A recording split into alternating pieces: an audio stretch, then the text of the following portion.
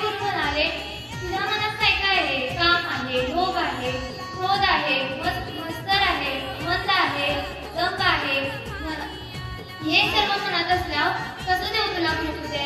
समर्थाने तर प्रपंचाला सहावा ऋतू मानला आहे. त्यावेळी त्या शिष्याला कळाले की हे सर्व जर मनातून आपण काढून टाकले तर आपल्याला मृत्यूच मिळेल. म्हणजे हजार काय होतं शिपाई कोण आमचं चुकलंय म्हणला. त्याच्यावेळी त्या महाराज सरपंच केला उभा. कथाकथन अशा सर्व प्रकारच्या स्पर्धा झाल्या. या स्पर्धेमध्ये सहभागी असलेले सर्व विद्यार्थी किंवा विद्यार्थिनी तसेच आपल्या शाळेतील मान्य मुख्याध्यापक आम्ही सर तसेच सर्व शिक्षक शिक्षिका कर्मचारी आणि विद्यार्थी मी सर्वांचे